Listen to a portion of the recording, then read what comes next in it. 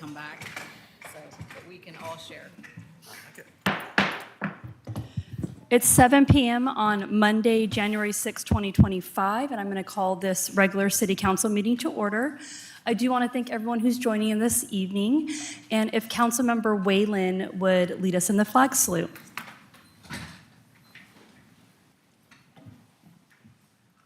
I pledge allegiance to the flag of the United States of America and to the republic for which it stands, one nation, under God, indivisible, with liberty and justice for all.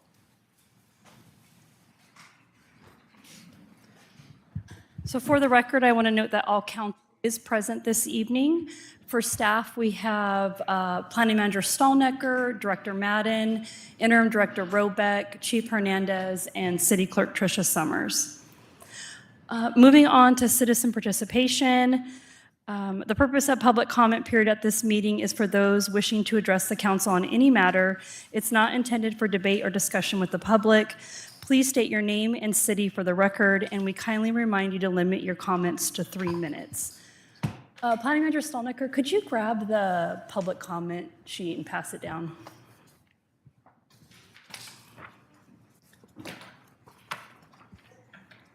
Thank you. Okay. We have two residents who have signed up this evening to speak. The first is Ron Collier, sorry. My apologies. I'm Ron Collier, Milton. I've submitted some pictures along with a typed statement summarizing what I shared during my last visit. First, I want to thank the city for addressing the gravel situation. It has made a difference.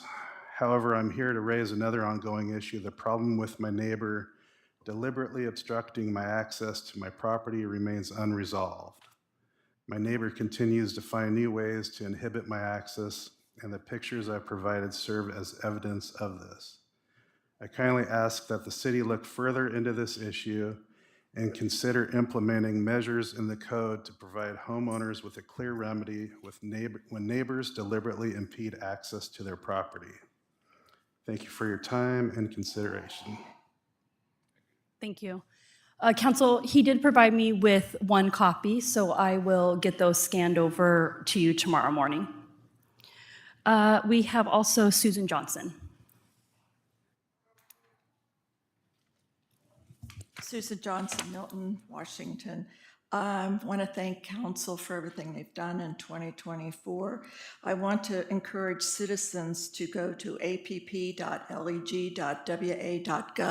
and start following what the legislators are going to try to do to make cities to do next year in their bill. They've pre-filed bills already. One has to do with authorizing dwelling units in our rural areas, and we do want to protect our rural areas. They're also going to look at lot splitting, and that will vary between the size of the cities. So people need to get to the legislature before they come here because we follow the RCWs in our plans and in our zoning. To the mayor, I wish your finger to do well. I know you missed the Christmas parade because of the injury. To council members Cedar, Strader, Peretti, and Winokur, I thank you all for, and oh, yes, Councilwoman Hall, my friend, thank you for participating in the Santa parade. I do encourage, I hope to have our former mayor pro tem of last year be reappointed for this year. He has done a wonderful job. And finally, I have received some calls regarding door-to-door knocking on a petition, and I was saddened to hear that a council member was walking on the day of the parade to have a petition signed to get on the petition for mayor. Thank you. That concludes our citizen participation. Moving on to additions and deletions. Council, two quick things from me. The first is there was a misspelling and a typo in the minutes. So the clerk has provided updated minutes for you as part of the agenda this evening, and she highlighted the two mistakes on the back. And then, with your permission, I would like to add a brief presentation from our police department this evening to follow the consent agenda. Is there any objection to that? Okay. Are there any others additions or deletions to tonight's agenda? Okay. Moving on to the consent agenda. Can I get a motion to pass?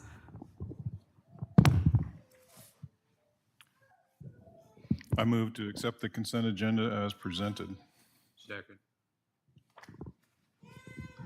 It's been moved by Councilmember Peretti and seconded by Councilmember Whalen to pass the consent agenda as presented. All in favor? Aye. Any opposed? Carried 7-0. So as I discussed a few seconds ago, we are adding a presentation this evening, and I'm going to turn the floor over to Chief Hernandez.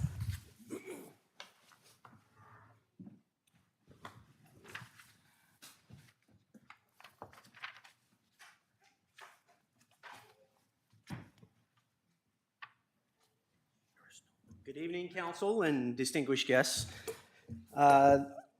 This is short notice and a little rare, but tonight we're going to honor Officer Haney, who is in the audience with us, and partly because he has just been notified by the Army that they need him to report to duty. So he is going to be leaving us for over a year for deployment. And we just found out Friday, and so with that, we were hoping that he would be fully recovered and returned to the police department, but the United States government, and I mean, it's a great cause, of course, because there has to be somebody that will fight for our freedoms, and he's here tonight. And so before he ships out, we would like to honor him tonight, and then there'll be a brief 5-minute intermission because I wanted council to give them the opportunity to say goodbye and also for a quick photo op. But with that being said, I'll go ahead and Officer Haney, if you would step up here. And if you'd like to have your wife and your baby. You guys just want to stand over here?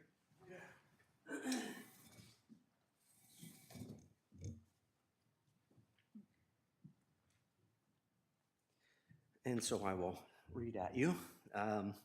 Officer Haney, Milton Police Department, this is a Purple Heart Commendation and Medal for your injury during a suspect apprehension in June 19th, 2024. This award is awarded to you today. The Purple Heart is awarded to officers who received substantial bodily harm inflicted by an assailant while the officer was in the performance of their duty. Officer Haney, a dedicated 6-year veteran of the Milton Police Department, sustained injuries while apprehending a suspect near the 400 block of Meridian Avenue. Officer Haney and another officer were working to take a suspect into custody for an outstanding drug warrant. During the apprehension, Officer Haney suffered injuries to both his legs and hands, and the suspect attempted to flee and resist arrest. Officer Haney was dragged by the suspect vehicle through the parking lot and subsequently run over, resulting in serious life-threatening injuries. Your courage and dedication displayed by you during this incident is commendable. Your unwavering commitment to the community safety and the justice is honorable. Your bravery and your willingness to confront danger to protect and serve is of the highest standards. The City of Milton Police Department expresses its sincere appreciation to you as well as the City of Milton and awards you this letter of accommodation for a Purple Heart and a Purple Heart Medal.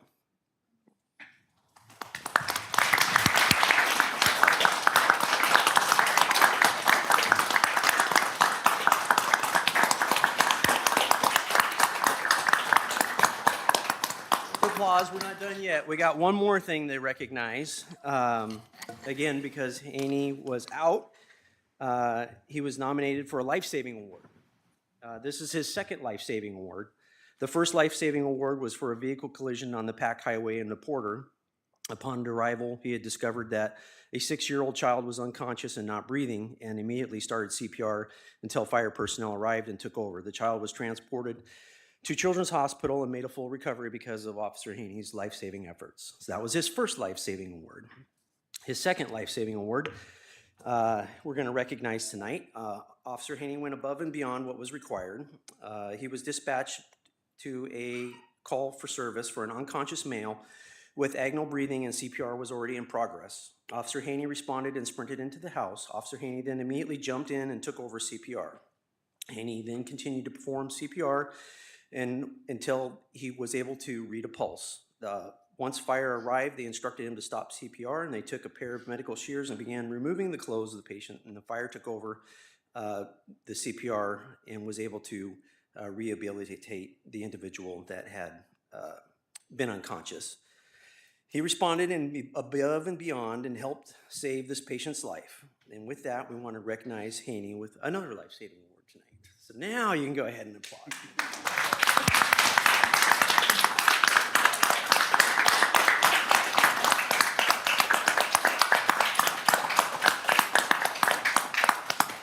And we just want to thank Haney for his service. He's with the United States Army.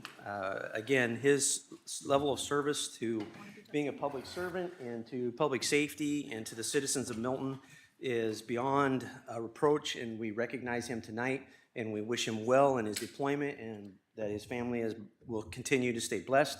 And we're glad that he's been able to make most of a recovery, but still good enough to deploy on our behalf. So once again, we'll take a 5-minute intermission, and you guys can say thank you, pose for a photograph, and shake his hand. All right, good job.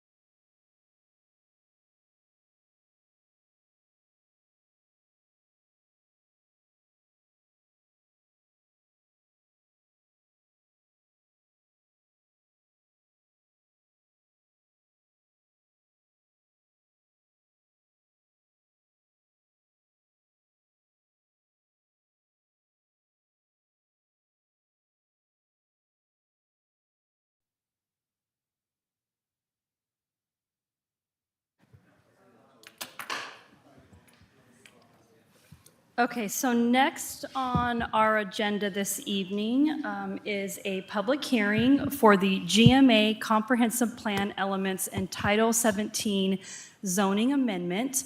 I'm going to turn the floor over to Planning Manager Stallnecker for a quick overview, and then following her review, I will open up the public hearing. Thank you, Mayor and Council. So my suggestion for tonight is prior to the opening of the public hearing, I'm going to kind of go over the basics of what is kind of the highlights of what is being proposed for both the two elements that we have left for the comp plan, and then the highlights for the accompanying zoning. And then this issue is also on regular agenda item F. At that point, my suggestion is that since we have Jeff from Framework here, that if there's any questions, different things that you need clarification on, that we do that at that point. And then anything that is more up for, do we want this policy? Do we not want this policy? I will keep a list of, and it's also on the agenda for next week on the study session. And so anything that is more of yes or no, I would suggest that we just let me know that that's something you want further discussion on, and we can put that on the agenda for next week. And just because of the amount of time and everything, and this is so new, is tonight do more of the clarification questions, that kind of stuff. So just a brief overview. So yes, so this is on the remaining pieces of the 2024 GMA update that is a requirement by state law. This section includes the comp plan volume 2 elements, transportation, and the capital facilities and utilities. These were not previously recommended by, basically the Planning Commission had previously recommended the rest of the comp plan, and the City Council had held a public hearing on August 5th on those items. So this is the remaining 2 elements out of volume 2. These are, for the most part, these have the inventory of the existing facilities, forecast future needs, planned capital improvements, and those, for the most part, for capital, because we're doing utilities, capital facilities, we're pulling from the plans that, in most cases, Public Works and Council have already approved, water plan, TIP, storm plan. So we're taking that information, putting it into the comp plan. One note that I think is of a higher change is that Taylor Street has been reclassified to a minor arterial. This makes it the same as Yuma Street and Milton Way. When we looked at the numbers, it better reflected that category, and it will open us up to more grant opportunities. So those are the 2 elements. We have sent these out to like PSRC and the various state agencies, and we are getting comments back. So like, I believe handed out tonight was the comments from the Fish and Wildlife. As we get those comments back, staff will be reviewing them to see how they fit. Do they make sense? If it makes sense and we agree, we can incorporate them prior to adoption. If there's something that either we don't get in time or it's bigger in nature, we get to do one update a year with the comp plan, so we will be able to do it won't be a major update, but there might be some fine tuning in 2025, and we can roll those kind of comments in. So those will be coming in as we speak. And then with the zoning map update, obviously we changed some of the categories for the future land use map, so we have changed the zoning to match those. We've created 2 new zones, which is the neighborhood commercial and the uptown mixed use. And then we've gone through the Title 17 and focused on making sure what things need to be consistent with the new goals and policies of the comprehensive plan. We tried to roll in any of the recent state requirements that we could, and then just identified other areas of consistency and updating that we felt was important. There are some topics that the Planning Commission felt we didn't have enough time for, and so you'll probably see those on the 2025 work plan that will come next month, or maybe at this next meeting. But this draft proposal was recommended by the Planning Commission with a vote of 4-0. It does a huge chunk of definitions. There's still some more that we will address this next year. As previously stated, we added 2 new zones. We've reorganized the table of uses. We've updated the table of land development. Again, a couple of highlights. There was a couple of meetings ago at council, there was conversation and comments brought up about whether or not to change the lot width in our lowest residential zone. The Planning Commission did not recommend that, so it remains at 75. There is a few other changes, and if there's questions, we can address those questions when it comes back later in the meeting. But basically, addressing how many dwelling units per lot. There's some bonuses that that city has already had, as well as some bonuses that the state has required. So we've tried to clarify and include those. In the table of building bulk standards, we've added an impervious surface limit. We have not previously had that, so that is a new thing. We've also added individual building footprints in some cases. This would be like if you were doing a multifamily complex, instead of having one gigantic building, it would require a few smaller buildings. That just gives it a more perspective feel with maybe if it's a transition to a lower density. We've also added what's called a build to line. So the idea is in some of our commercial zones, it sort of requires a building to be closer to the sidewalk and maybe parking's on the side or in the back to make it more pedestrian friendly. Minor updates to the landscaping table, updates to the zoning chapters, just again to match the new zones and match the comp plan. We added a new section, which is a required section, and it's actually important for the city to have, of citing essential public facilities. And then there were some smaller changes made, again, based on state code and with emergency housing and shelter. And some of these also were just changes to reflect the new zones, permanent supportive housing, the accessory dwelling units. And we did a few minor changes to the on-site parking chapter, but the Planning Commission has decided to do a full review of that chapter in 2025, so that will come back. And then again, there's just a couple little consistency things. So my suggestion is we open up for public hearing, and then when it comes back at item F, we can answer any questions about these things, explain them further, because I know there's some new terms, new concepts. So thank you. So I will now open the public hearing at 7:22 p.m. to take public comment on the GMA Comprehensive Plan elements and Title 17 zoning amendments. We do have 4 individuals signed up this evening, and so if you can please remember to state your name and city for the record and limit your comments to 3 minutes. So first sign up this evening is Susan Johnson. Susan Johnson, Milton, Washington. I'm here to say thank you to the staff and framework for the hard work they've done.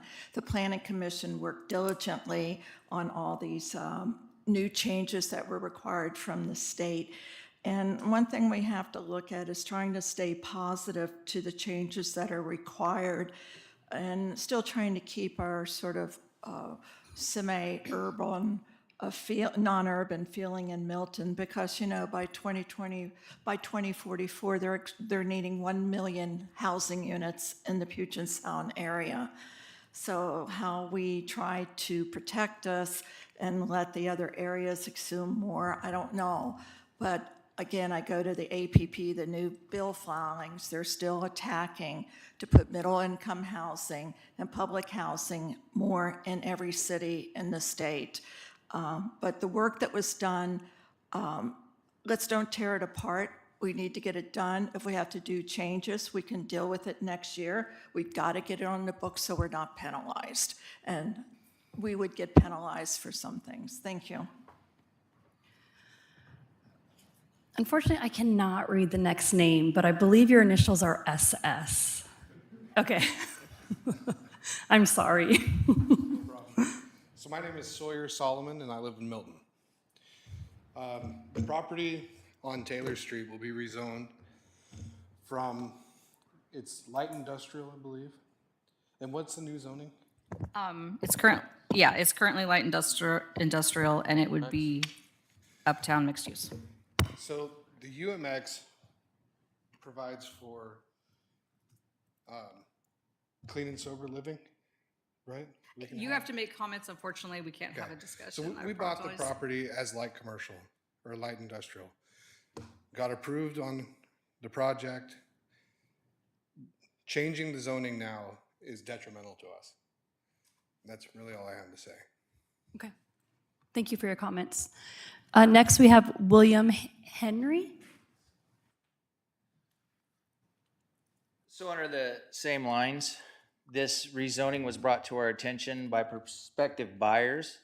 We have put together an engineering package for a contractor's lot. And the new zoning specifically removes the ability to do the contractor yard, which we found out through prospective buyers. This is detrimented.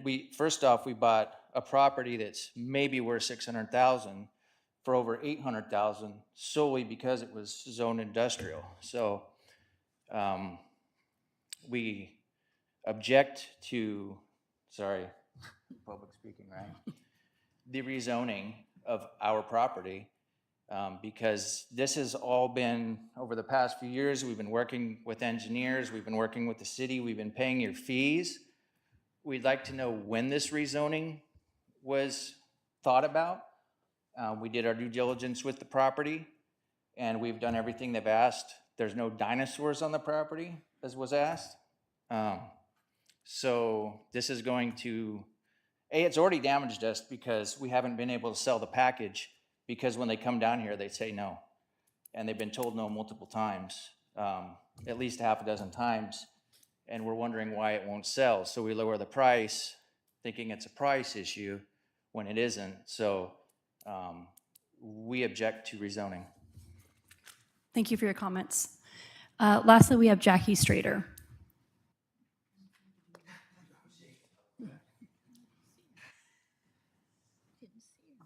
Jackie Strader, Milton.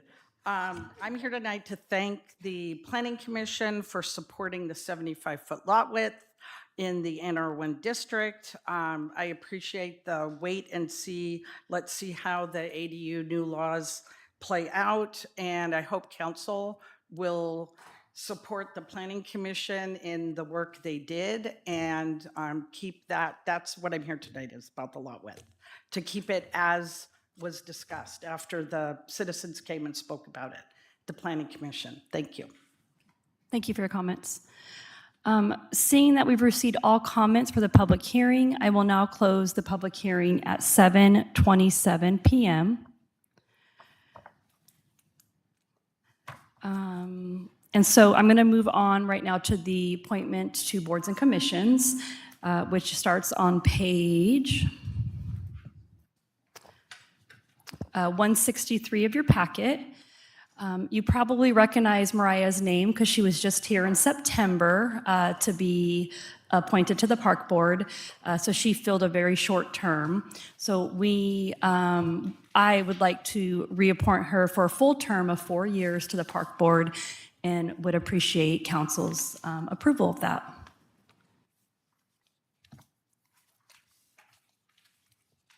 If I could get Councilmember Whalen. Second. It's been moved by Councilmember Whalen and seconded by Councilmember Strader to approve the mayor's appointment of Mariah Berry to the Park Board for a term to expire December 2028. Councilmember Whalen, did you have any comments? No, but I do appreciate the determination from the board and the assets that we have, and she's welcome back. Thank you. Councilmember Strader? Ditto. Mariah, I skipped. Did you want to say anything before I take a vote? Not to put you on the spot, but I'm putting you on the spot. I just wanted to thank you for your time today. I've been a resident in Milton for just over 2 years, and then served the park board beginning March 2023 and took a short break for medical purposes and joined the park board again at the end of last year. So it has been an absolute honor, representing the city of Milton and advocating for residents, and it would be my absolute pleasure to do it again for 4 more years. So thank you so much for considering me. Thank you, Mariah. Any other, Councilmember Whalen? Just one comment. I appreciate you on the park board. A little history. I started at the park board over 23 years ago. city council eventually. So your insight, your input, your vision, and your understanding of the population needs and so forth is greatly appreciated. Thank you for your service. Any other comments from council? Okay. So it's been moved by Councilmember Whalen and seconded by Councilmember Strader to approve the mayor's appointment of Mariah Berry to the Park Board for a term to expire December 2028. All in favor? Aye. Any opposed? Carried 7-0. Mariah, I have another certificate for you.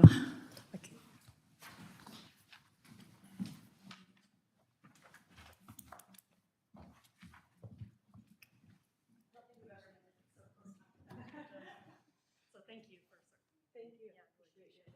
Hey, Susan, would you mind taking a really quick picture?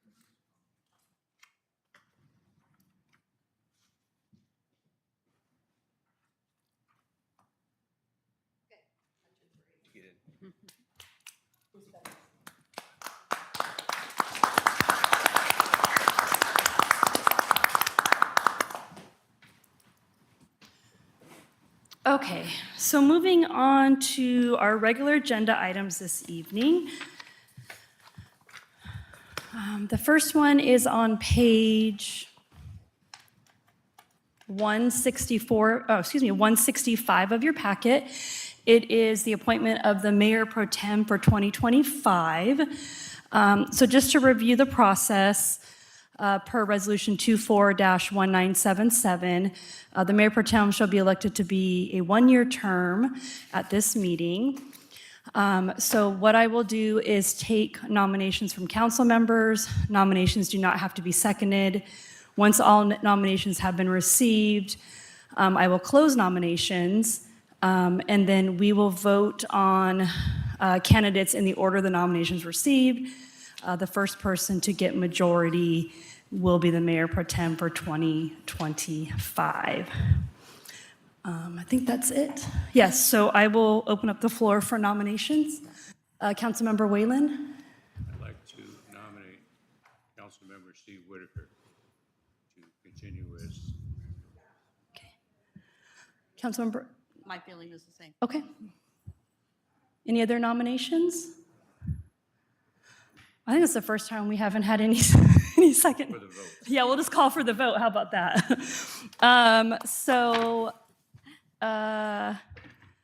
It has been moved by Councilmember Whalen. I think you need to make the motion. I make a motion that we retain Steve Whitaker as mayor pro tem through this present year. Okay, perfect. Sorry. So it's been moved by Councilmember Whalen to nominate Councilmember Whitaker as mayor pro tem. All in favor? Aye. Any opposed? Carried 7-0.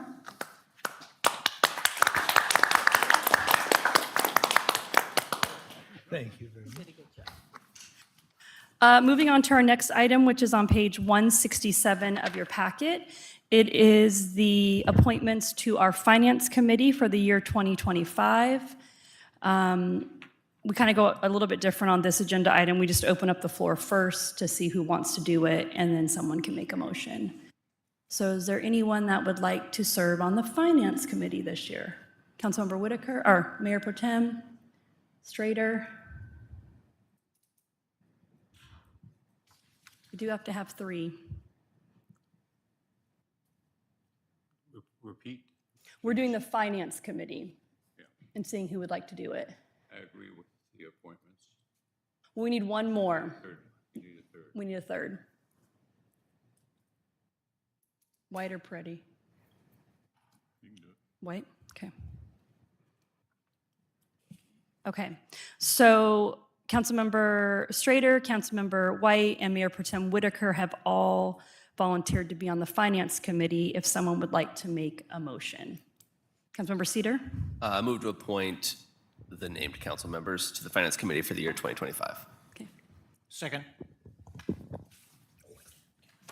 So moved by Councilmember Cedar and seconded by Councilmember Strader to appoint the named council members to the Finance Committee for the year 2025. Any comments from you, Councilmember Councilmember Cedar? You're good? No comments. I appreciate everybody's involvement. It's great. Councilmember Strader? I'm looking forward to serving on the Finance Committee again. Thank you. Perfect. All right. All in favor? Aye. Any opposed? Carried 7-0. Moving on to our next item, it's on page 169 of your packet. It is the appointment to our intergovernmental boards and commissions, which consist of the Pierce County Regional Council, which meets on the third Thursday of each month at 6 p.m. Are they in person or on Zoom? They are hybrid. They're hybrid, okay. And then to Sound Cities Association, which meets the second Wednesday of the month at 7 p.m., and they are virtual, with the exception of a couple in-person events. And so we need a delegate and an alternate for both of those boards and commissions. Councilmember Cedar? I just note, I'd like to keep my seat on PCRC. I enjoy it. Okay.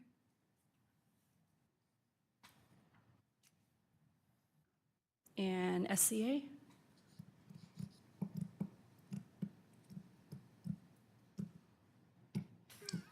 Councilmember Whalen? If I've heard this right, and forgive me, I'm not hearing everything tonight. The appointments for 2024, Tim Cedar and Francis Hall. I make a motion that we approve the appointees. They were for we needed to do for this year. We're doing for 2025. So we just put on the graph who were the delegates, so just a historical knowledge. I'm sorry, No, that's okay. 2025, there's only a few days into the year. So we're looking for SCA. And I do want to apologize to Councilmember Peretti. In my mind, Councilmember Cedar was the delegate, or the alternate this year, and I always called him. And so I'm looking at this now, and it says Peretti. So my apologies. If it's any consolation, I always said no. And you never corrected me. Wow. You didn't know either? Okay, feel better about that then. So sorry, Councilmember Peretti. No, I'm good.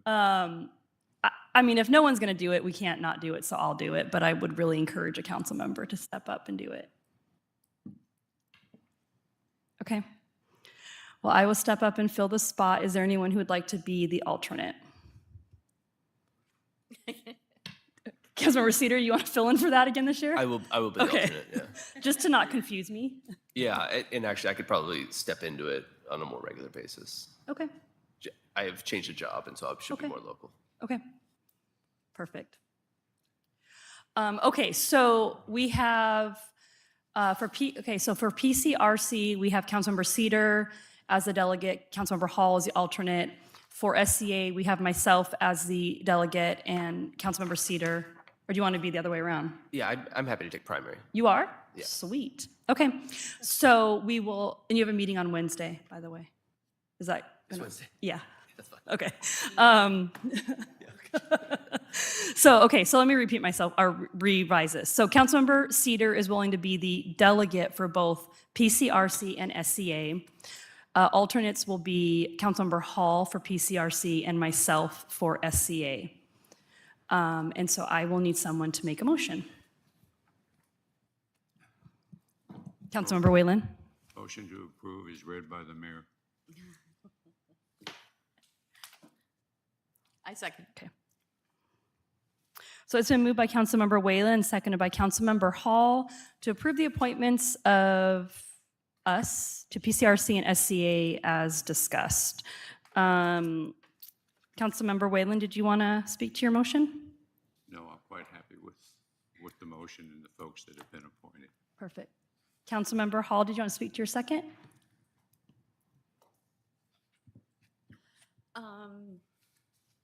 No. Okay. We're good. Okay. Good. Any other comments? All right, all in favor? Aye. Aye. Any opposed? Carried 7-0. And thank you, Councilmember Cedar, for stepping up to be delegates for both those groups.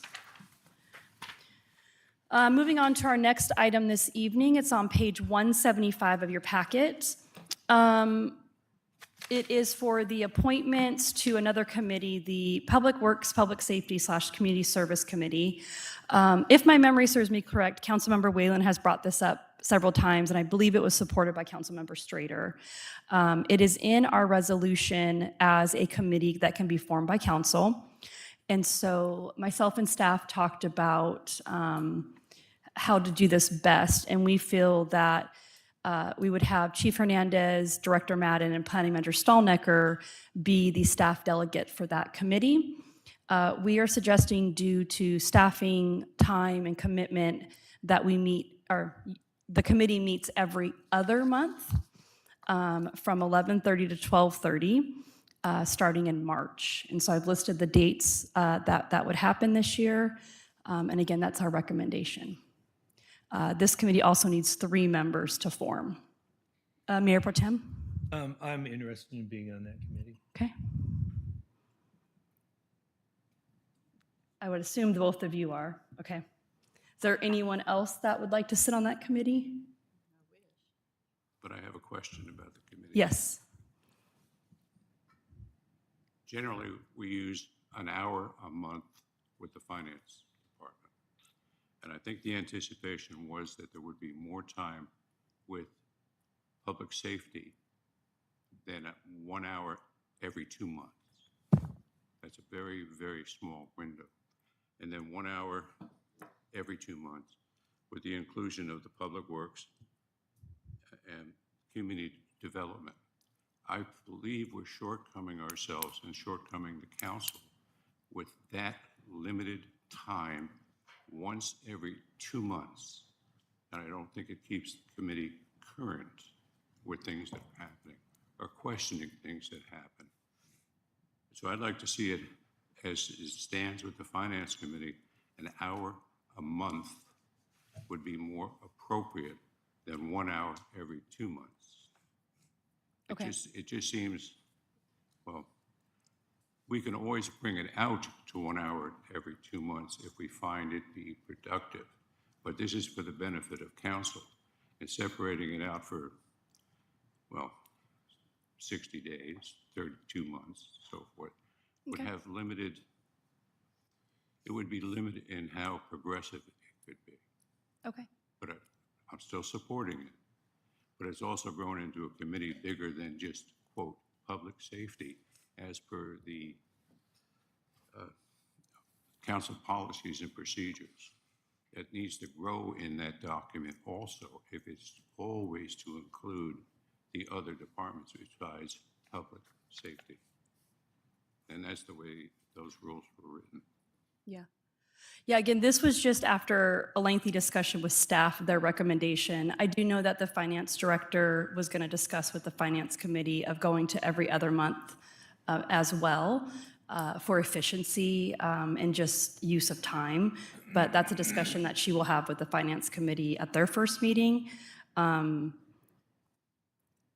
mean, it's your guys' call at the end.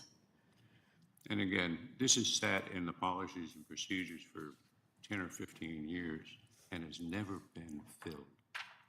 And now we have the opportunity to do that. But I just don't want to put it at a disadvantage not to be as productive as I think the initial insert of that into council policies and procedures had envisioned. Nobody else here was here when that was actually established. Yeah.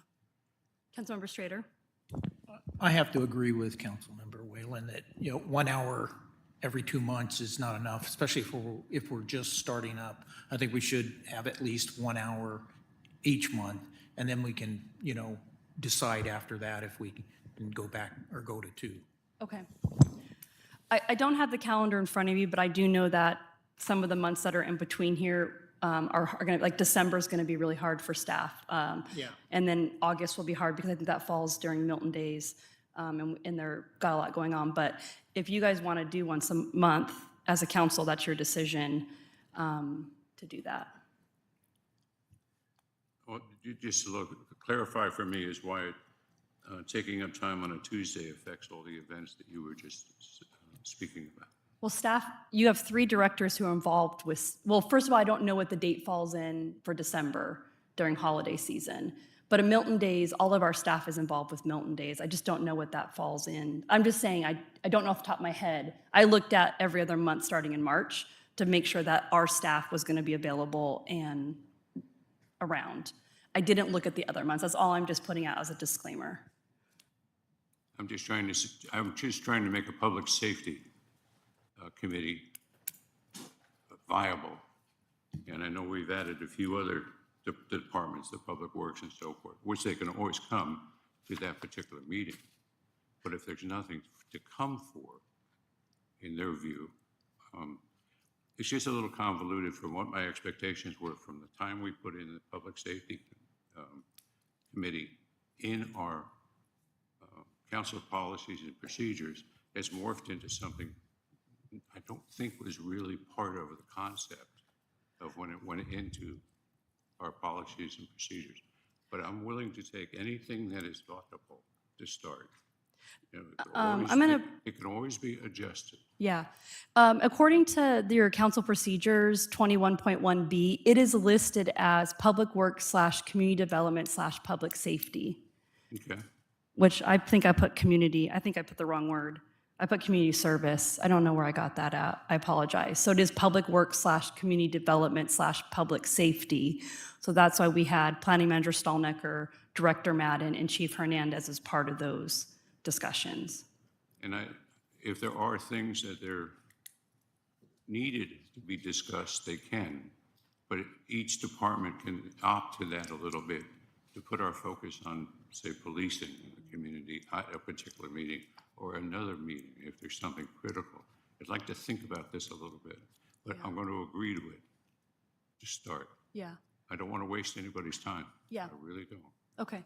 Yeah, I think from our perspective, when we talked about it, we thought it would be more of a committee that would bring things to that committee prior to coming to council to just feel it out. You know, how do you feel about this? What questions do you think will be asked?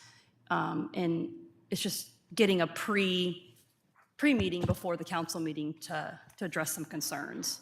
And I agree with you on that, but it's also part of the committee that should receive information from the members of the committee as to what wants to be discussed, or what do people think needs to be discussed.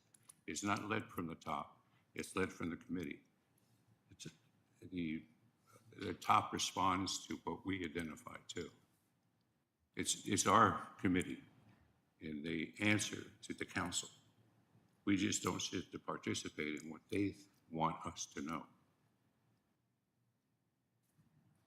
But whatever it turns out to be, I want to participate. Okay. Councilmember Schrader? I know we don't have a fire department anymore, but they are part of public safety. Is there a way that we can get maybe some participation from East Pierce County for, if they, you know, at least invite them? I'm not going to say yes or no, but I can. I'm just saying. I can definitely reach out. Yeah, we did find a resolution that actually talked a little bit back. Do you remember what year that resolution was? Before it was pretty old. I should have brought it with us to kind of define what the committee's role is. But I guess that's something you all can work on as a committee. So is there, I guess I need to know how to move forward because staff's recommendation is every other month. If the council as a whole feels that it is worth staff's time to meet every month, then I need to know that from council. Councilmember Whalen? I think it should be every month until we actually define and so forth what the value of the committee is and who brings what to the committee. And it could be, it may take 2 or 3 months to have all that surface, or we may find it to be valuable to have it once a month. Okay. I don't know, but it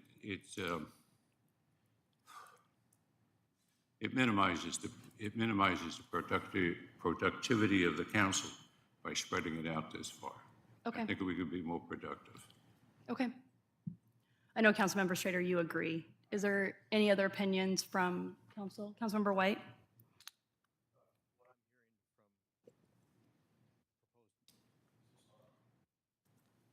Yeah, it's on. That doesn't, yeah, it is.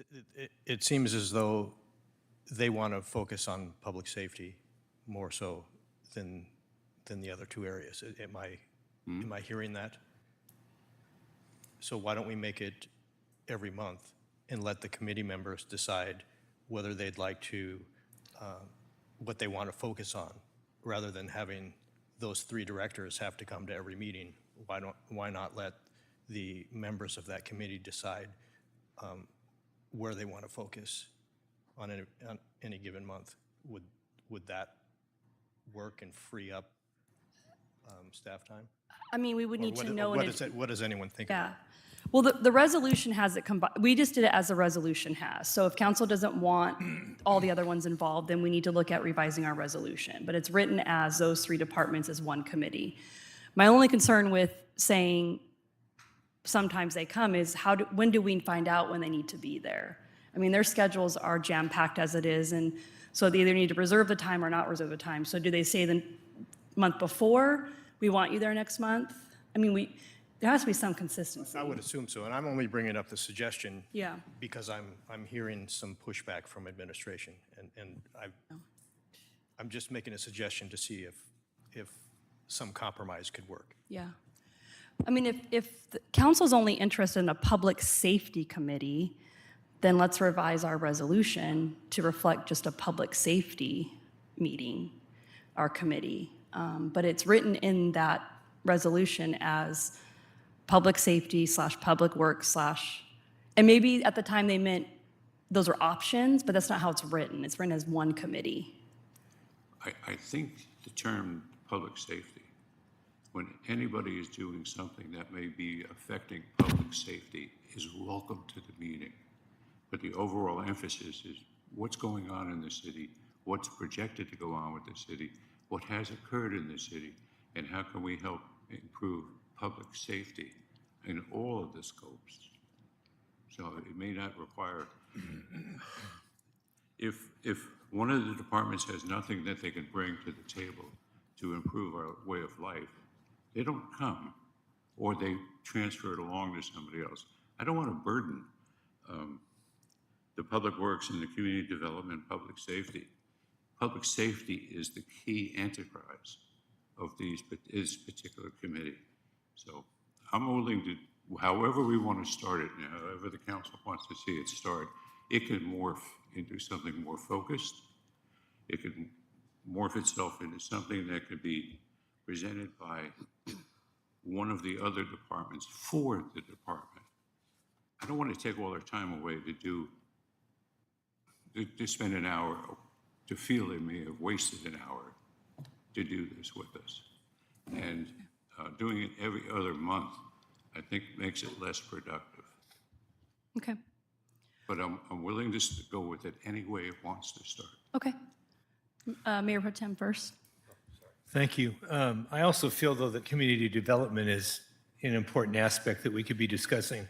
That's one where I feel that then we could actually be looking in our crystal balls and use it that way and kind of look at where we want the city of Milton to go. But I'm not sure changing public safety, because that's very important. So I guess what I'm saying is all those areas are very important to discuss. They all have their merits, maybe more at one time than in another. An issue may come up that maybe we need to discuss that in that committee ahead of time to a council meeting or a study session. Does that make sense? So it's not to shortchange any of them either, because all three of them are important in my opinion. Okay. Staff, do you have any input? No? No, happy to serve whatever council decides. The only thing I would say is that I think there's a discussion, and maybe that needs to occur at the first meeting, of what sort of the purpose is and the direction is, because I'm not really sure what as staff we're supposed to be bringing and stuff, but maybe that, is determined at that first meeting. But again, I'm not totally clear on what it is that we are presenting. Councilmember White, did you have something else to say? I'd be supportive of whatever we decide to do this evening to bring back to council the resolution to discuss what that committee should perhaps be changed to reflect.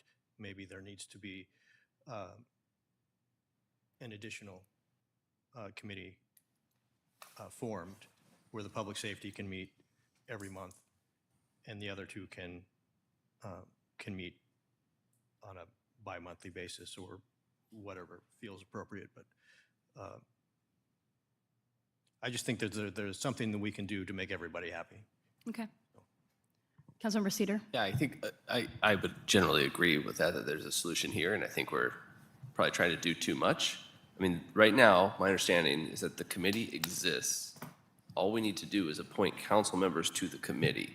We don't need to lock in a schedule at this point, so if I may make a humble suggestion, which is appoint the members of the committee, hold the first meeting, if the first available date is March 11th, do so, come up with a mission statement for the committee, and decide, do we need to have more regular meetings or not at that point? And I think if the members of the committee believe that it needs to be once a month, then that's going to be readily apparent based on the mission statement. I think we might be overthinking this right now. And I don't think we're making a decision. I mean, we can make a decision, of course, about the fixed schedule, but I think that's up to the committee. The committee exists already, and it's just about getting membership. Okay.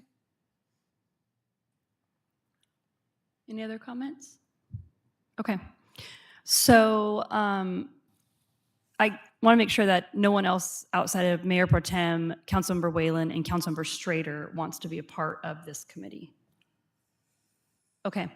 So then if someone would like to make a motion, because I do believe you are absolutely right, we're just appointing, correct? So. Yeah, so if I may. Yep. I move to appoint Councilmember White, Councilmember Strader, and Councilmember Whalen to the Public Works, Community Development, Public Safety Committee for the year 2025. Second. Can you revise it? It's Whitaker. It's Whitaker, Whalen, Strader. I will. Pardon me, Councilmember White. That'd be Councilmember Whitaker, Councilmember Whalen, and Councilmember Strader to that committee. Thank you. Okay.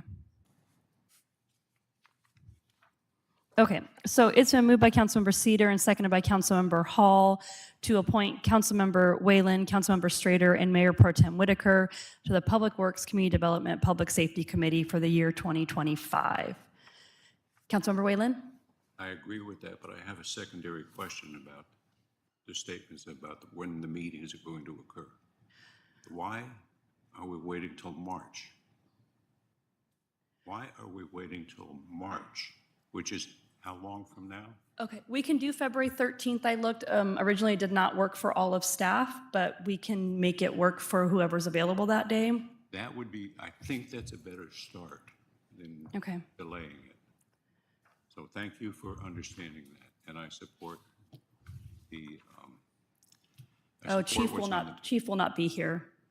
And I think he's a main, oh wait, that's March, I'm sorry.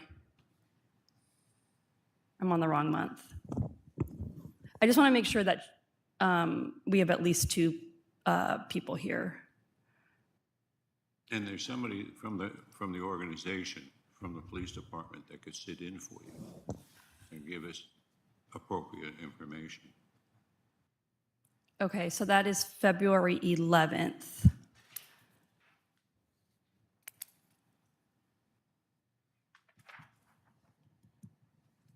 Okay. So I do have a motion on the floor. Is there any discussion on that motion? Okay. So it's been moved by Councilmember Cedar and seconded by Councilmember Hall to appoint Councilmember Whalen, Councilmember Strader, and Mayor Pro Tem Whitaker to the Public Works, Community Development, Public Safety Committee for the year 2025. All in favor? Aye. Any opposed? Carried 7-0. So I believe we decided that this committee would meet in the police conference room. Yes. So police conference room on the 11th of February at 11:30. Okay. Moving on to our next item, which is on page 177 of your packet. This is an action item. So Director Madden will provide a review of the agenda bill, which is for a TIB grant. And then following his review, I will need the motion to open up the floor. Very good. Thank you, Mayor. Thank you, Council. Tonight's item is to permit the City of Milton to start work on a sidewalk extension project. This will complete a missing link in our sidewalk network and provide pedestrian connectivity between our sports field, City Hall, and the recent improvements on Fifth Ave. In August of 2024, the city applied for this grant, and it would connect that sidewalk section I spoke about, and the limits would be 7th Ave to Juniper Street. The TIB awarded this project in November of 2024. The item before you tonight is a decision to accept these funds. These funds will cover 84.9% of the project costs. Matching funds are budgeted in Fund 310, Missing Link Sidewalk Fund or Sidewalk Project.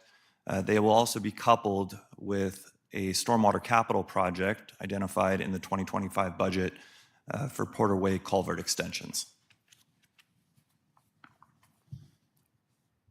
Councilmember Whalen?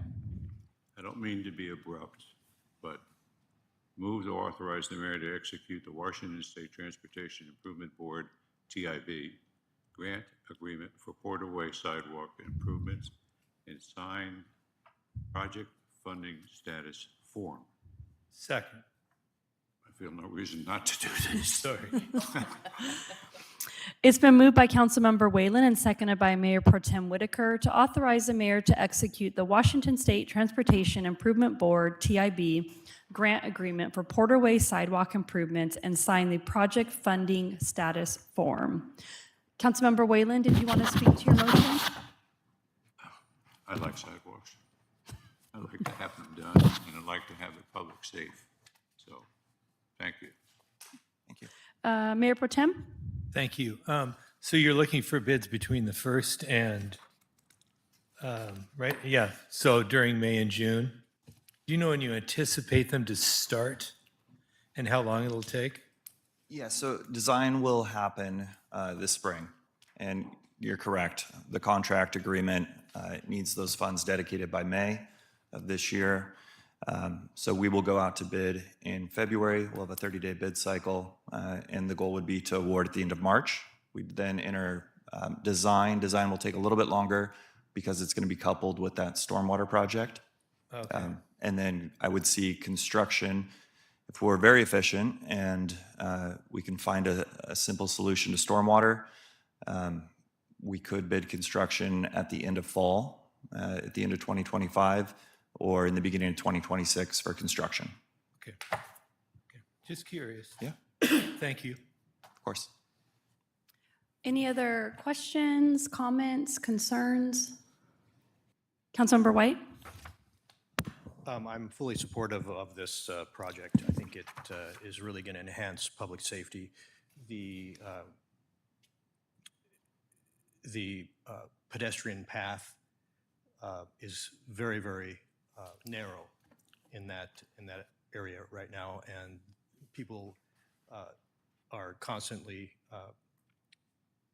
the traffic has to constantly look out for pedestrians and their pets, because typically people are walking their dogs to the trail, and there's really not enough room to get your dog and yourself out of the traffic lane. So it's a project that is going to be very much appreciated by the residents in the area.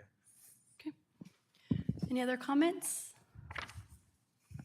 Mayor. Councilmember Cedar?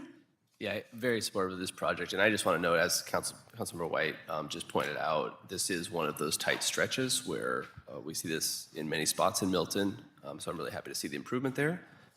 I would encourage everyone to be looking out for these spots, because as our code is written currently, pedestrians have literally no right to be in the road, which I think is a travesty in our code that needs to be fixed. Right now, it's a setup for a conflict that is really unacceptable based on how we view ourselves as a walking city. I think it's something that we need to address in the coming year. And so this is a good opportunity to do it on a very small scale, but we still have a huge city with many of these points. So of course I support this, but just want to highlight that now. Thanks. Any other comments? Councilmember Whalen? I'm pleased to find any way to spend Washington State Improvement Board grants. City of Milton for improvements for the citizens of Milton. That's the big go number. Thank you. Any last comments? Okay. This is an action item. Are there any comments from the audience? Okay. So it's been moved by Councilmember Whalen and seconded by Mayor Pro Tem to authorize the mayor to execute the Washington State Transportation Board, TIB, grant agreement for Porterway sidewalk improvements and sign the project funding status form. All in favor? Aye. Any opposed? Carried 7-0. Moving on to our last item this evening, it is on page 191 of your packet. It is a discussion item only, and it's regarding the comp plan update. So I'm going to turn the floor over to Planning Manager Stallnecker. Thank you. So yeah, this is the comp plan update and the zoning Title 17 proposed draft amendments. I wasn't sure if council had a chance to look through everything, if they had specific questions, if they wanted me to go over any specific areas, terminologies. Like I said, there's a few areas that I know that staff will bring next study session, things that have come up that need little changes from what was originally proposed by the city council or by the planning commission, based on either feedback or comments. And so we will bring those next week for council to kind of preliminarily okay those changes, so they'll be in the final product. But is there anything tonight that you have questions about? Like I said, things you'd like me to go over further? We have Jeff here as well. Can I ask a clarification really quick? Yes. Can you speak more to the two public hearing comments? Because unfortunately, I just wasn't following the area. No, yes. So they're all together. They have, they turned in a land use application back in 2022 that they received major site plan approval to do basically, they have a plumbing contract, and they were kind of making it a plumbing contract yard. So they were approved in August of 2023. They had their civil approved a few months later. They have yet to act on that. And so, and their building permit was ready to approve, it looks like early 2024. But again, they never paid the final or gave us the final requirements for that. So in essence, their project has expired. I think they're trying, I did receive a few calls, so I think they're trying to sell it, and they were trying to sell it as a contractor yard, saying, here, we've done all this work. It's possible, based on a previous project, that they might be able to pay the fees to extend it for another year, though it's pushing it, considering how long it's been expired. But at this point, once we change the zoning map, that would not be allowed. So that's the corner of Taylor and Meridian. So it was the little pocket that was light manufacturing, but it's surrounded by houses. And so the proposal is to not let it be, and actually we have a moratorium as well. But again, this project was in 2022. So if they have built it, it would be it would be legally non-conforming. So part of that's on their responsibility to, and I haven't had any contact with them for months. So, because we had notified them, hey, this stuff's ready, are you going to move forward? So theoretically it's expired. Like I said, I believe based on a previous project, if they wish to pay for the extension and they requested it prior to the meeting that the council adopts, they could probably get a 1-year extension. But it doesn't sound like they want to build. It sounds like they're simply trying to sell the package. And so Thank you for clarifying that. Councilmember Peretti? Yeah, can I ask a question? So have they, I'm still confused, have they done any development on this property? No. Okay, so it's in the same state that it was. And their previous application was for, you're saying it was probably a plumbing laydown yard or something like that? Yeah, it was mostly just to park their trucks. And then there's a house on it that they may or may not, they hadn't decided yet if they were going to convert it to an office, but it was going to primarily be a parking lot for their plumbing trucks. They have an approved civil permit to do the storm vault underneath, and they had the approved land use. They had the building permit for this storm vault it's ready to be issued, but they never did the final steps to actually issue it. So they have done no work on it. Are they doing business out of that property? No.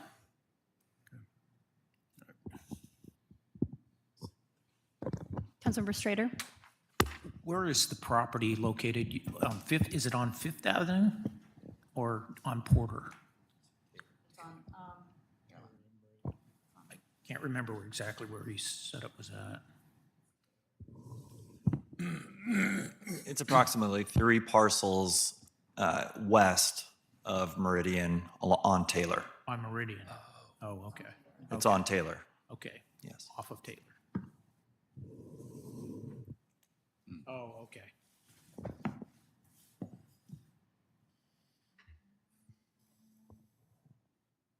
So it is,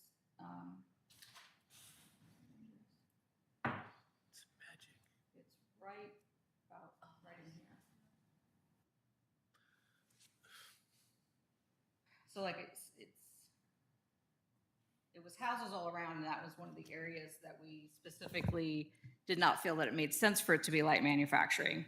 Theirs was probably not going to be terribly impactful, it was mostly parking, but, so like I said, they have not developed it, it's been sitting, so, Yeah. and then, I was just going to say, you know, we didn't do like an economic analysis, but just sort of in general, looking at the zoning that is proposed, it's likely that it would be a higher and better use of the property than a contractor yard. So certainly understand how their plans have been in motion, and I'm sensitive to that, but they may want to actually look at what the potential benefits are from a sale perspective of the new zoning, because it, in many ways, is more permissive than industrial on a relatively small property. So what would, with the code change, what will that make available to that property? yeah, it's gonna be, it's proposed to be uptown mixed use. So that's basically our highest intensity for both commercial use and multifamily. So they would have lots of, somebody who purchased it would have lots of options. It just means that the plans that they went through would no longer be valid. Thank you. Councilmember White? My question was just answered because I'm a little bit colorblind, so I wasn't sure what the proposed zoning was, and I just wanted to get clarification. Okay. Thank you. Councilmember Cedar? Yeah, I guess just to comment on that, and then I have a question specifically related. But I'm not sure that we should change what I think is otherwise a pretty good plan based on that one input. While I appreciate their investment in the community, that it is an undeveloped piece of property that they were, I don't want to, this has a pejorative tone to it, but they were just speculating with, which is not a problem. It's perfectly fine, but they kind of suffer because Milton is changing. And the comment I would make is that I think we have a good plan right now that we've worked towards with our new zoning that balances Milton's desire to not change too much in what's currently the single family zone and keep our concentrated density in that uptown mixed use area, which I think has a potential to be really good, especially with some of those, you know, like that build up line or build to line. Yeah. That's a wonderful thing for a community and for walkability, and I love that. So I think that's good. So all that's to say, I like what's there.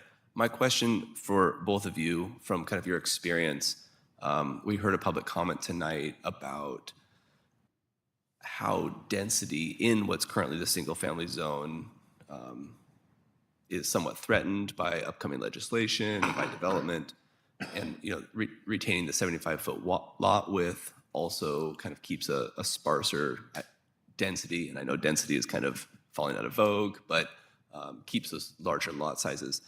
What I'm worried about for Milton is that we end up in a situation where we don't grow our city equally, and instead we end up with a high concentration similar to what Edgewood has, where they have very large lots, and then this kind of borderland of incredibly high zoning, and it's two cities. It's no longer one city, frankly. It's two very disparate populations with different goals and different identities, and I don't think that's what Milton wants. Milton is a home for everybody, and we've been very good about that, about having pocket density my entire life. I mean, how many people know about the apartments just off Milton Way, right? Like, they're all along there, but they're just part of the community.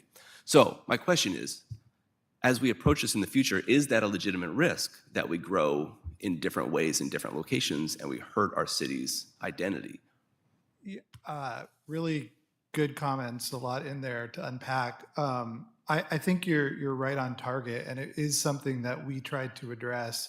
Traditionally, before you had the middle housing bill and the ADU bills, communities would typically have their single-family neighborhoods, and then they'd put all the density along an arterial or in some location where maybe it wasn't as potentially impactful to residential areas, and it did create that kind of dichotomy. It was very expensive to live in the single-family neighborhoods, and then, maybe perhaps more affordable in those other areas.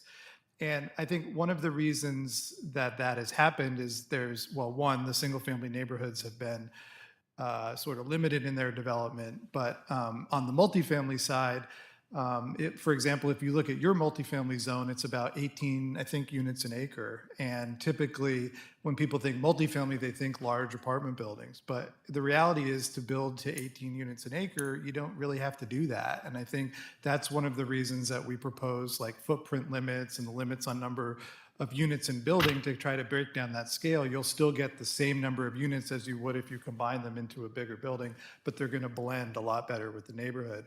And I think that's kind of the same approach we want to take in the single-family neighborhoods to make sure that the infill is appropriate there. Specifically on the 75-foot lot width, we do have right now a single-family zone that has, I think, a 60-foot lot width. So we were trying to kind of equalize those. I mean, 75 feet is a really, really wide frontage. There's no, I would say, real physical reason for it. I mean, it's certainly a policy and maybe a stylistic choice, but functionally, there's no reason to necessarily do that. And so when you're talking about infill in existing neighborhoods, sometimes a few feet can really impact whether you're able to do infill or not. So that was the reason we proposed it. It wasn't, favored by the Planning Commission. I don't think it's, a huge consequential issue, maybe in the long run, but that was kind of our thinking, was to kind of better align the development standards with the policy language in the comprehensive plan. Just to add that's some of the thinking behind why, for good or for bad, the state did pass sort of the across-the-board ADU and middle housing, is that it does sprinkle those things through. Not everyone's going to build an ADU, but you might get a couple here or there. You're balancing some of those larger lots with a little bit, again, small. They're not going to be as tall as a lot of the single-family houses because they're limited to 24 feet, but you're going to sprinkle a little bit more dwellings throughout our single family, so you're going to not have that extreme as much.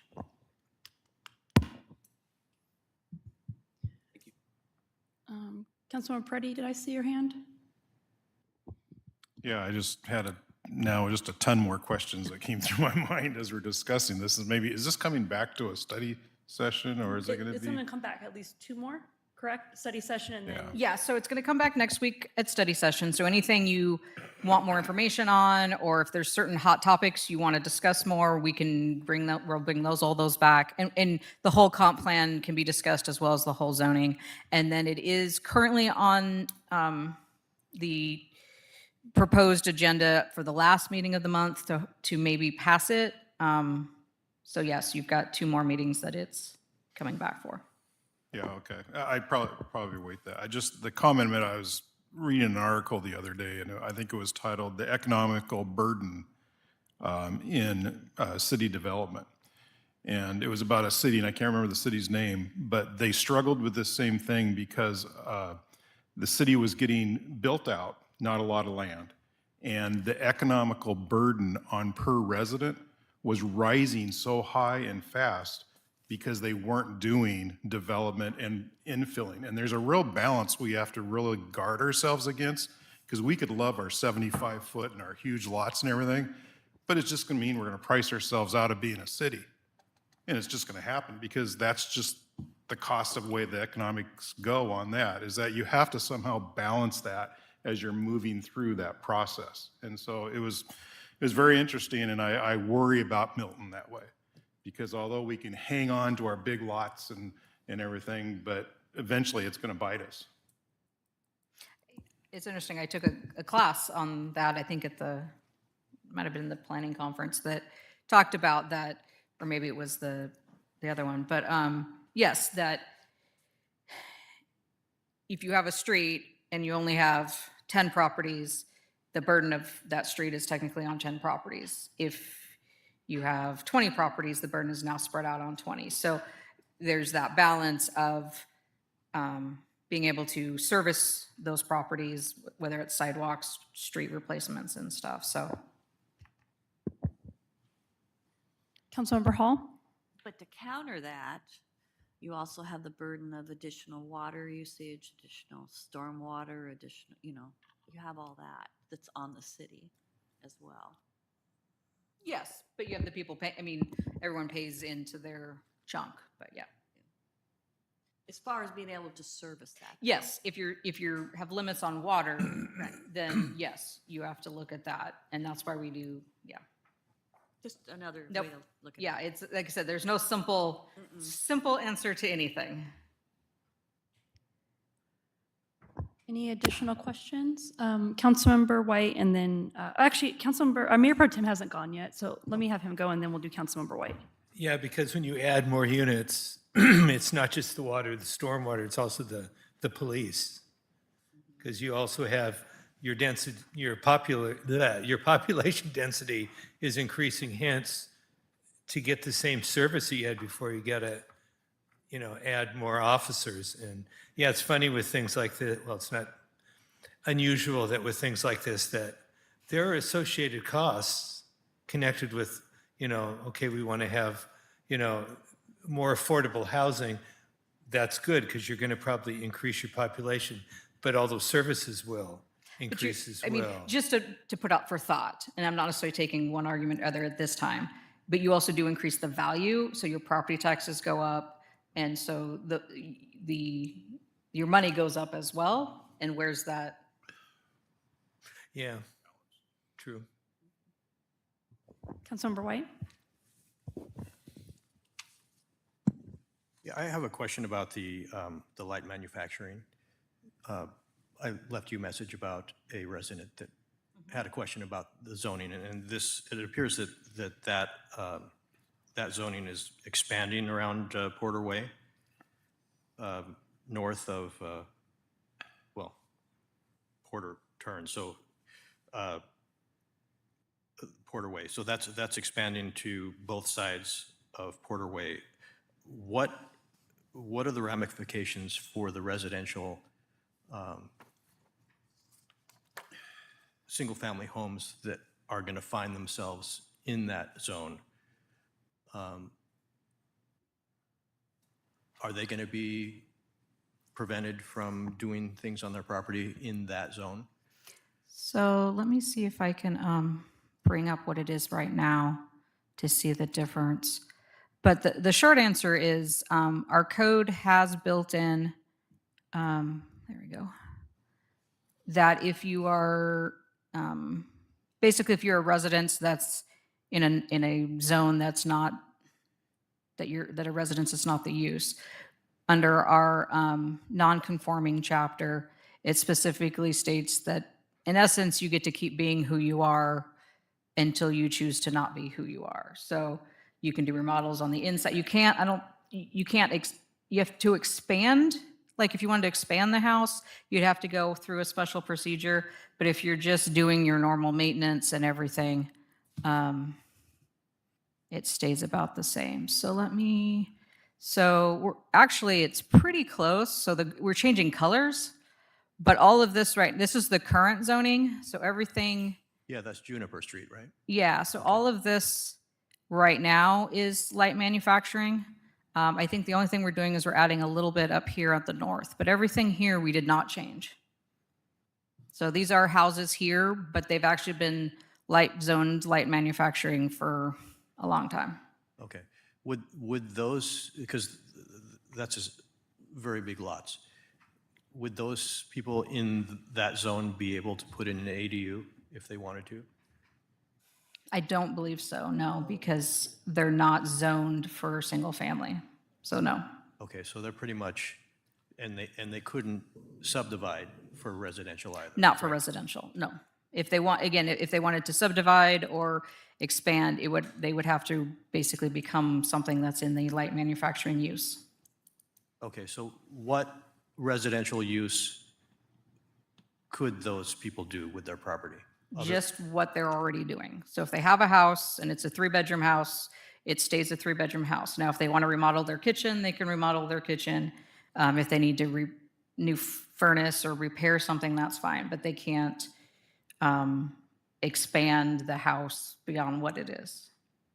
Okay. Many of those parcels are encumbered by wetlands also, so they have Yeah. limited potential for development. Yeah, that's the wetlands, so you can see that there's not a lot to expand or divide anyway. Okay.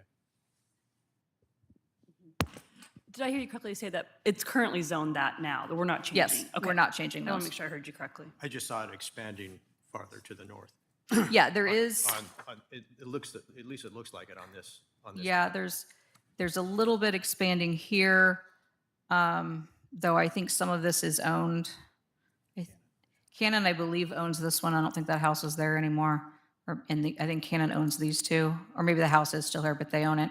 So it just leaves these two that are still being used as residential. And we did send notices out to everybody that we were changing, so everyone should have been aware of the changes that were coming and gave them an opportunity to speak at either to staff or planning commission, so. Okay, well, I gave the gentleman your phone number. Yeah, good, I appreciate that. Great. Councilmember Cedar? Yeah, I just want to ask, we have this Department of Fish and Wildlife input here. Based on the date of this and the date today, I assume this hasn't been assimilated in any way, is that right? I'd be interested to hear kind of some inputs on that. If you have any right now, great, but otherwise at our next meeting. Yeah, so we've received, so we sent out back in November, there's like a 60-day notice that goes out to all the state agencies for them to comment. They're supposed to do it within 60 days. I think Wildlife, when they called me, they were just out of that. Or it was, yeah, because it would have been December. And so I said, well, technically the 60-day window is closed, but obviously we have a public hearing. If you want to contribute to that, that's fine. Obviously, we want input as we can. So we've received input from Fish and Wildlife. We've received input from Commerce, Puget Sound Regional Council, King County. And so Framework has been working on kind of pulling all those together. I don't know if you have any comments you want to add to that. Just to say that, so Milton is one of 4 comp plans that we've been working on, and the other 3 have been adopted, so we're a little bit ahead of working through all the comments. And that is to just say that ideally this would have been a linear process and we would have gotten comments a while back, but that's kind of happening across all of our projects because the review agencies are overloaded. Cities are on different time schedules. Like we've heard from PSRC that plans won't be certified until like the middle of next year. So inevitably, most of our clients are planning for potentially some refinements next year, whether that's to the code or to the plan or a combination of. So the situation is more fluid than I think everyone would like, but That's just the way it is. So we've been working through it, and we'll do a deeper dive into the Fish and Wildlife comments and, of course, incorporate what we can. Yeah, and Framework has a memo that I've been adding to of those issues that have come in that we may be changing or that we are planning on changing. And to comment that some of those comments are really positive. There's, some of the comments are that they very much support the policies that the city has proposed. So, and most of the changes are pretty small. So, but yeah, we are rolling those in, but yes, it will be, you'll get a memo as part of your packet next week that talks about what changes have been suggested and whether we feel like those are valid.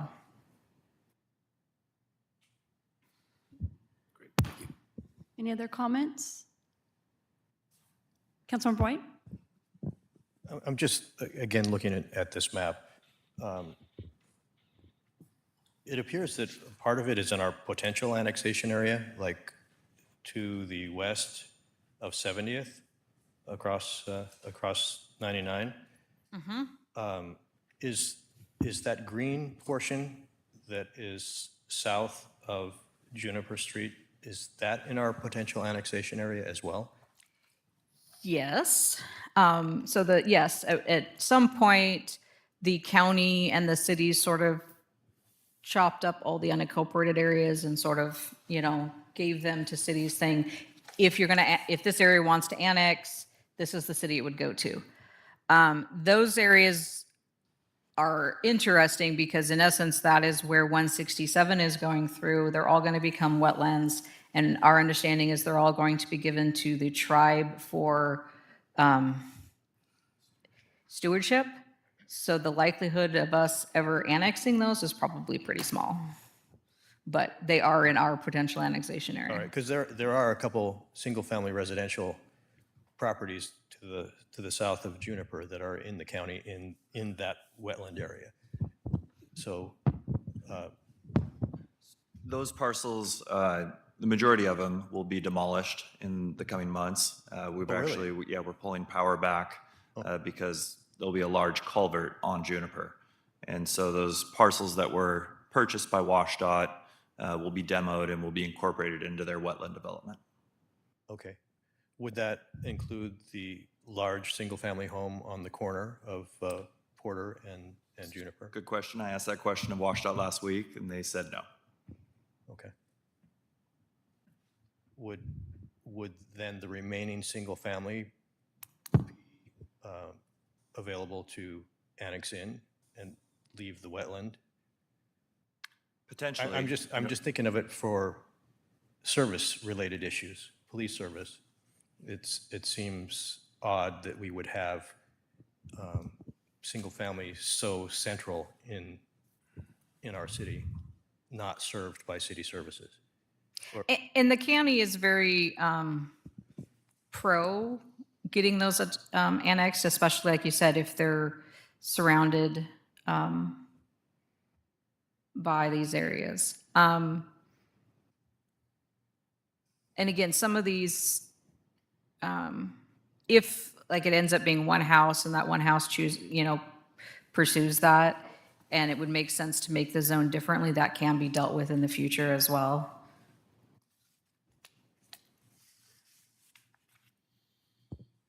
Thanks.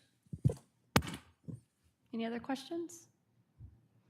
Okay, so we will bring this back to the next council meeting. And if you think of any specific topics you want more information on, please let us know. And we will have some that we specifically want council's input on. So, okay, thank you. Thank you. Moving on to council reports. We'll start with Councilmember Whalen this evening. Thank you very much. I have little to offer tonight, but I have a question. Okay. If we could just go back for a moment to Taylor Street. Change of zoning, correct? It's going to be called, it's going to be similar to Milton Way, correct? Is that, Taylor Street has been reclassified to a minor arterial, Taylor Street. Okay, so the requirements to build on Taylor Street will be the same as requirements built upon Milton Way? Not necessarily. They have different traffic volumes, but that classification would allow us to pursue additional grant opportunities. That was that, and just its overall volume doesn't match some of the smaller thoroughfares in the city. Not yet, but potentially in the future. It could. Very, And this, very potential. yes. Okay. The reason I was asking that is because I've had folks on there ask for more sidewalks and ask for more illumination. The street goes dark as you travel east, and it remains dark until you get to Milton Way, excuse me, until you get to Meridian. So I was just wondering, does it give us a greater opportunity for financial help, for building help and so forth? It does. By that classification? Yes. Very good. It just, as I was putting my packet away, I had it underlined and I didn't speak to it, so thank you. And I can't add anything to the meeting right now. Okay. Councilmember Hall? Santa Parade was fun, and council had a gingerbread float, and I'd like to thank Steve Preddy for the use of the truck and the trailer. Steve and Councilmember Strader, you made great gingerbread cooks, and Tim made a wonderful gingerbread man. He was animated. He had fun. I think he was exhausted after that, but people kept saying, "Is there a man? Somebody in there? Is there somebody in there?" So it was totally fun. And then also pedestrians and cars. Again, I'm out there a lot, and I think cars need to realize that when pedestrians are in the street, they have the right of way. I mean, they can't be blocking cars, but if you're in the road, I had an incident on 11th and Juniper. I was crossing 11th. He was coming up Juniper, and he just went around me. I mean, there's a barrier there, you know, a small strip there. I'm surprised his car didn't hit it because he didn't really care I was there. So people need to realize pedestrians are live beings and they do have a right of way, and they need to be protected. Also, those two electric bike kids were out today. I've got a report from 2 residents up there that they're using Oak Street between the school and down to Dave's. They were just going up and down, up and down, up and down today. I got a video of them. So, yeah. But thank you, everybody. Also, thanks the police department. That was the most well-run parade we've had since I've been doing it. You guys were there before the intersections, before we were there. And the parade just went smoothly. And also avoiding Meridian, I think is wonderful. I like that plan. Councilmember Strader? Well, I had a great time at the parade. Saw a lot of people there that seemed to enjoy it. I look forward to next year, and thank the staff for all the hard work that they've done this year, and look forward to this year. Councilmember Cedar? Thanks. Just wanted to say thanks to Councilmember Hall for that wonderful float. I know you put a lot of heart into that. So it was a good time for everybody, and the city really turned out. The police were awesome, as always. And I just want to note that I don't believe those 2 young gentlemen are riding e-bikes. I believe those are gas-powered vehicles, just for the record. They're what? Gas-powered vehicle, 2-stroke motors. I think they're gas. Absolutely. That's Just to even more preserve the good name of bikes. I got a video. I can show it to you. Councilmember Preddy? Yeah, I agree. Thanks to Councilmember Hall for all that work on that. I do have a concern. I think Emerald is becoming the pass-through road coming off of Enchanted Parkway and coming up 28th and coming down, because we walk now every day, Elaine and I, and coming up off of 19th up towards that little steep hill and up there, you are just scared to death because cars come flying over that hill and you have nowhere to go. You're just walking on that edge of the street there. And it's scarier than anything. We're like hoofing it as fast as we can to get up that hill. It's just in that. And I don't know what we can do about it because we walk it a lot and we're looking at the sign and it's saying 35, 40, and the cars are just going by and they're seeing it 35, 40 and they don't care. And it's a scary place to walk out here. I mean, it is really scary. Councilmember White? Agreed, and the residents of Emerald really would like to see something done about all of the speeding that occurs on that street. I've recently talked to several of them, and they're very passionate and animated about the issue, and anything that can be done, I think, would be worth doing. Okay. Thanks. Mayor Pro Tem? Yeah, I would agree about the pedestrian issue. Sidewalks would help. And if people, would you agree that when you're walking, you're supposed to be facing traffic, and the most frustrating thing is when you have two parties walking on the street, they're both going in the same direction. One party's on your side of the street, and then the other party's on the other side of the street walking in the same direction. You're walking toward me and you're walking toward me. You're actually supposed to be walking the other direction. But and I've also run across, there's a family that has a stroller and they're like covering the whole lane. And they're not coming toward you. They're actually on the wrong side of the street going away. And what do you do? Honk at them? So I just wait and go around them slowly. And it goes without saying that thank you for everybody for your support, voting for me to be Mayor Pro Tem one more time. But I thank you. It means a lot. Planning Manager Stalnecker? I would just like to thank Finance Director Michelle for heading up the Upper Campus float.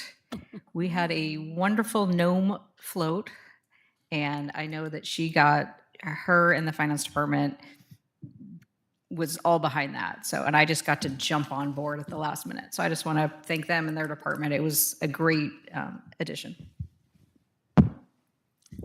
No additional comments tonight? Just my only comment would be the float wouldn't have been the same without Angelina and Angeli and her beautiful mushroom hat. Chief? Nope, other than that I heard some of the areas that I can encourage our officers to go out and do a little emphasis, and we'll push it to some other street, and then we'll chase them over there, and then chase them over there. We continue to work on the red light camera program as well, but we're waiting for the administrator of the courts to respond back to us now. So we are in the queue. I just have two things. One is I want to thank Councilmember Hall for coming to our end of the year employee meeting. It was nice to have a council member representation there. We gave out some fun awards, and then we gave out some more serious awards. Coworker of the Year, which is voted on by the employees, went to Stacy in our finance department. Employee of the Year, which is voted on by the leadership team, went to our mechanic, Alan. And then I gave a special award to resident Mari Pepping for her contribution to our city. She has stepped in as a temporary employee countless times and we're in need, and I felt that this year was a good year to recognize her for that. And then from the police department, the Officer of the Year and Partner of the Year went to Detective Aponte. And he had very kind words to say. I wish we could have recorded it, but we didn't. And so that was fun. And then I do want to thank staff, those who are here in the room, and then other ones who are not, for stepping up in my unexpected absence in the parade before and during. They just jumped in and took charge. So I really appreciate that. Is there anything else this evening?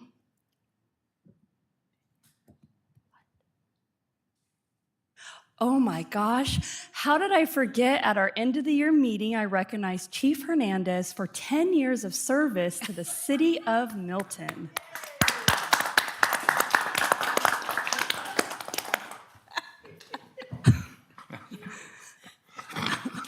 At least I can read your sign language. Anyway, so seeing now that all items have been concluded, I will